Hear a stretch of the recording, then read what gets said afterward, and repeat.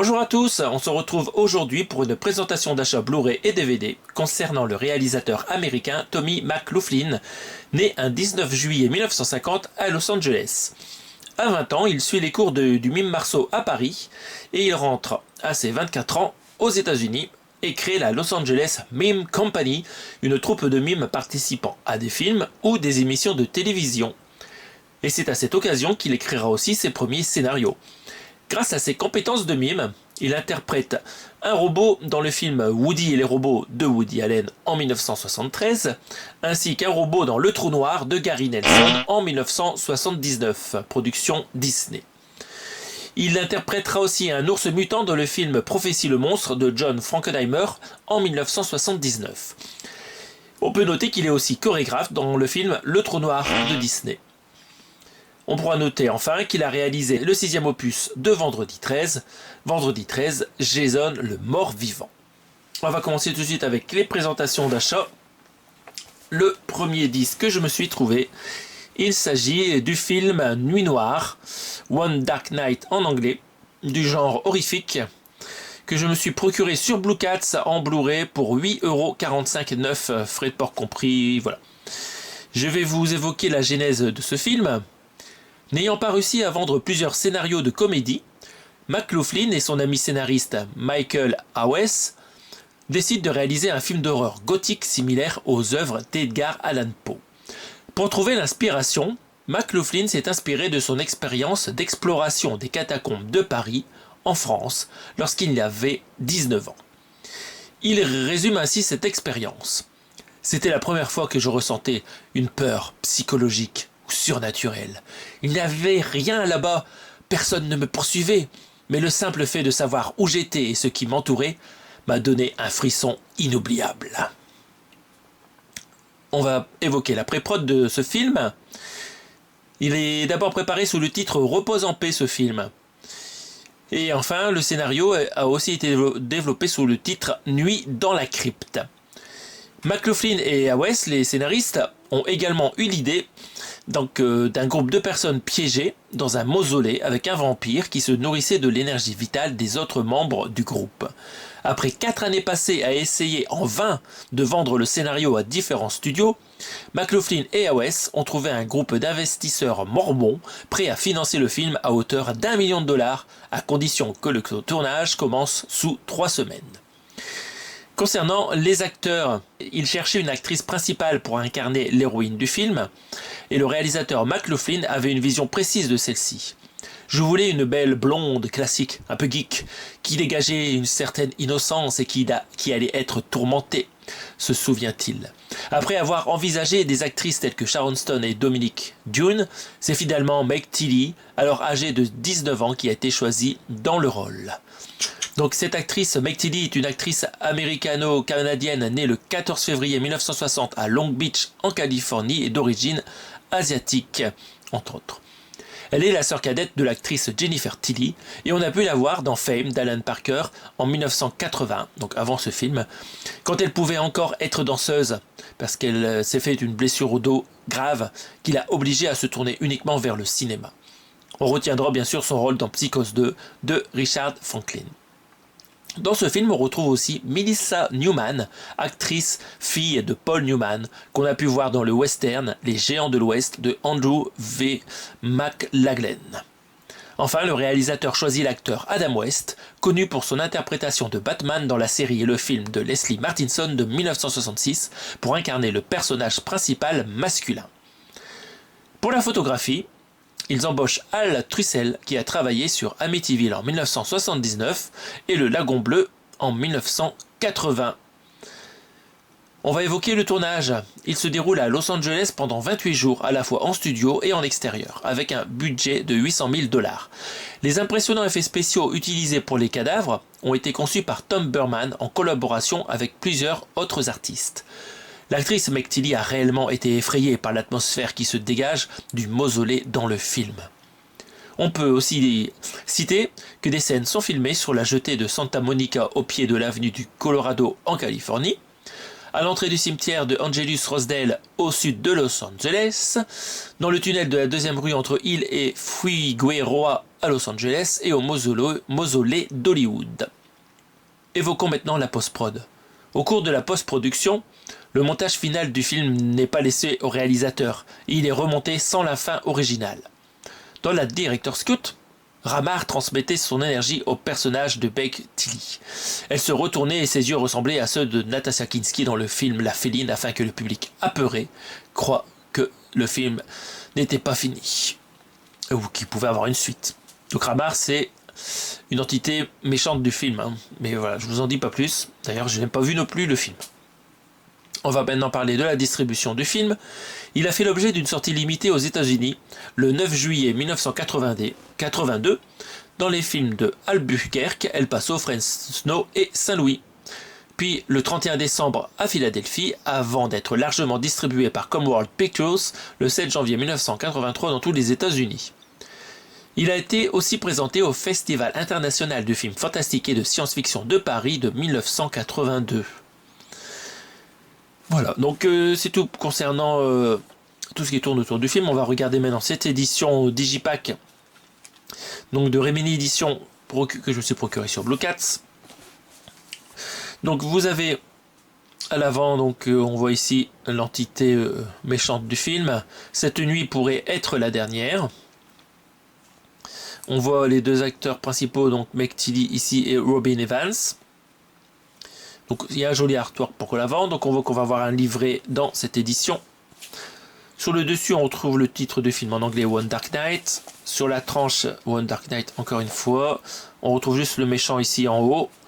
Et en bas, format Blu-ray plus DVD. Et à l'arrière, vous avez plus d'informations. Donc on a les crédits et specs techniques. On va regarder d'abord les specs techniques.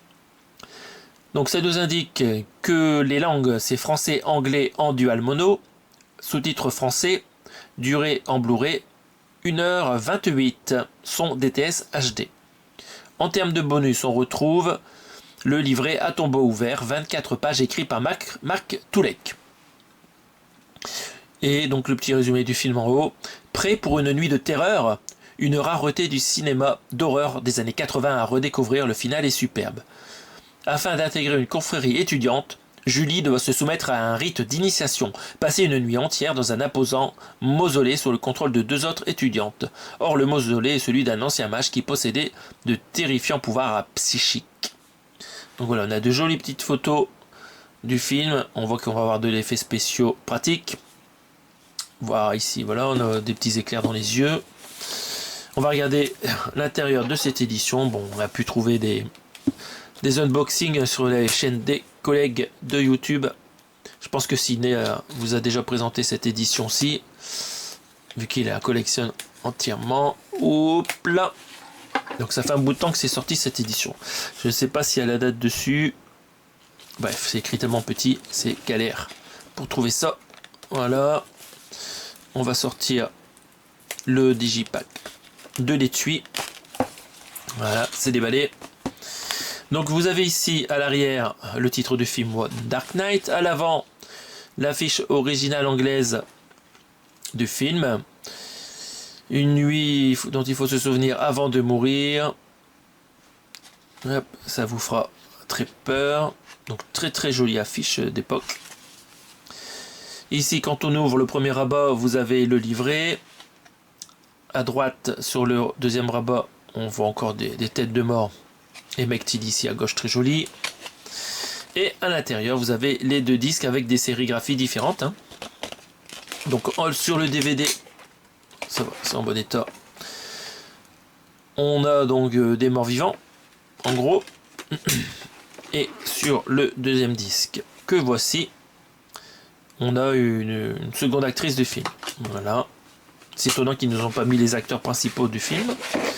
Et on va regarder maintenant le livret. Ça nous reprend le recto de cette édition.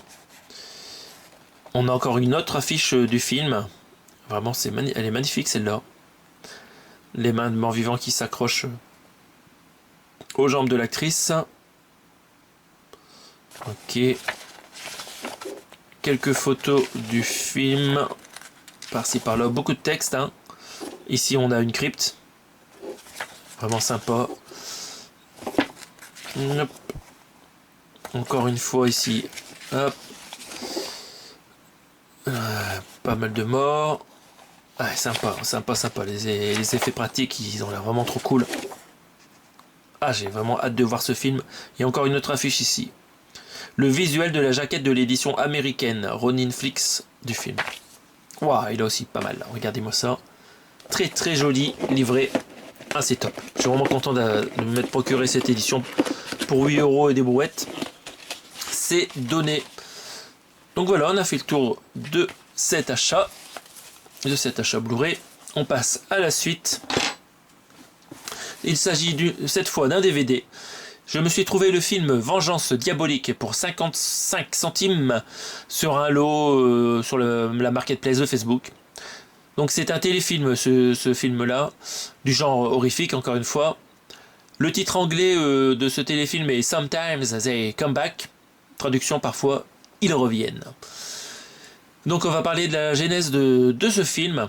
Donc il s'agit de l'adaptation de la nouvelle Cours Jimmy Cours de Stephen King, qui fait partie du recueil Danse macabre publié le 11 mai 1978. Cette nouvelle est parue pour la première fois en 1974 dans le magazine Cavalier et a permis à Stephen King de gagner 500 $. Le titre original, en anglais de cette nouvelle, est aussi comme le film Sometimes They Come Back. Dino De Laurentiis a failli l'utiliser comme segment du film Cat's Eye de Lewis Teague en 1985, mais finalement il a décidé de le produire à part directement pour la télé. On va évoquer donc cette pré-prod. Donc on a 3 boîtes derrière ce film. On a Dino De Laurentiis bien sûr, et on a aussi Comeback Productions et Paradise Film. Le scénario et les dialogues sont écrits par Lawrence Conner et Mark Rosenthal, qui ont aussi scénarisé des films très connus, comme Le Diamant du Nil de Lewis Teague, La planète des singes de Tim Burton, Le sourire de Mona Lisa de Mike Newell, et Star Trek 6 Terre Inconnue de Nicolas Meyer. Pour le casting de ce film, des gens un peu moins connus que le film précédent, donc ils embauchent Tim Matheson, qui va interpréter Jim Norman. Et on a vu cet acteur dans Magnum Force de Ted Post en 1973 et dans le film 1941 de Spielberg en 1979. Donc on a aussi Brooke Adams qui va interpréter donc Sally Norman, vue dans Le Commando des morts vivants de Ken Wiederhorn de 1977, L'invasion des profanateurs de Philip Kaufman en 1978 et même Dead Zone de David Cronenberg de 1983. Dans le film, enfin, on va retrouver donc l'acteur avec une tête un peu bizarre, William Sanderson, que vous avez vu dans Blade Runner de Ridley Scott en 1982. C'est la personne qui est dans l'immeuble là, et qui a tous les automates et qui a vraiment une gueule étrange. On va parler du tournage cette fois. Donc la nouvelle se passait dans le Connecticut, dans la ville de Stratford au nord-est des États-Unis, mais le tournage a finalement eu lieu au centre des États-Unis, dans la ville de Liberty, dans l'État du Missouri, ainsi que dans l'État du Kansas, lui aussi au centre des États-Unis. Donc ce tournage dure un mois sous des conditions météorologiques difficiles. Il y a eu une tempête de neige et plusieurs orages qui ont fortement perturbé le tournage. Le film est distribué sur le réseau CBS le 7 mai 1991 et 2 pseudo-suites lui sont données. Les Enfants du Diable, appelé en anglais Sometimes They Come Back Again, en 1993, film de Adam Grossman, qui reprend la même idée de départ, c'est une sorte de remake, et avec cette fois une star aussi, Hilary Swank. Et enfin, le troisième opus de cette franchise, c'est Le Diable des Glaces, en anglais Sometimes They Come Back for More, réalisé en 1999 par Daniel Zelik Burke, qui n'a rien à voir avec les 2 précédents volets, mais voilà, rien à voir du tout. Donc on va regarder cette petite édition éditée par BQHL. Vous avez donc au recto la mention bien sûr de Stephen King, parce que c'est ça qui est vendeur. Aucune mention du réalisateur, malheureusement pour lui. Pourtant il a fait un autre bon film, One Dark Knight, juste avant. Donc là on voit une pleine lune et une voiture qui sort d'un cimetière, a priori. Voilà. C'est étrange. Sur la tranche, vous avez le titre du film et le rappel donc de BQHL, éditeur français, et donc c'est MGM qui avait produit a priori ce téléfilm. Et à l'arrière, les specs techniques, on va regarder ça. Vous avez de l'anglais et du français en 2.0 et c'est du Dolby Audio, et vous avez du sous-titre français. On va regarder donc... maintenant, il n'y a pas de bonus. Voilà, donc ça c'est nul. On va regarder le résumé du film. Professeur d'histoire, Jim Norman prend ses fonctions dans le lycée de Stratford, la ville où il a grandi. Impossible pour lui de ne pas se souvenir que 17 ans plus tôt, son frère aîné y a été poignardé par 3 loupards, fauchés par un train dans leur fuite. Un souvenir douloureux est toujours très présent. Il l'est davantage encore à partir du jour où, dans une classe déjà hostile, il voit arriver un nouvel élève qui ressemble trait pour trait à l'un des tueurs dont l'image le hante. Et ce n'est que le premier. Donc voilà, petit résumé du film. Donc bon, ça a l'air quand même pas mal. Les critiques sont mi-figue mi-raisin, donc bon, je pense que ça doit se regarder pas trop mal. Donc voilà pour cette édition. Il y a un des acteurs qui a joué dans le remake de Chucky, hein, Just Play, la poupée du mal a priori. Voici ce qui est écrit là. Mais ça me parle pas. Bon voilà, et en sérigraphie, comme vous voyez, on retrouve le recto du DVD. Bon voilà. Rien de plus à ajouter sur cette édition. Ben voilà, on a fait le tour des œuvres en ma possession de ce réalisateur. Donc il n'a pas fait grand chose. Hein. J'ai pas encore son film le plus connu, là, le Jason. J'en ai pas beaucoup encore des Jason. Donc ça... Bon, on verra pour une autre fois. Mais de toute façon, Jason, hein, ça part dans mes étagères aux séries. Donc c'est pas présenté dans les œuvres par réalisateur. Donc voilà, j'espère que cette petite présentation vous a plu, que vous avez appris peut-être certaines choses sur ce réalisateur méconnu. On se retrouve prochainement pour d'autres présentations d'achat Blu-ray DVD. Salut à tous!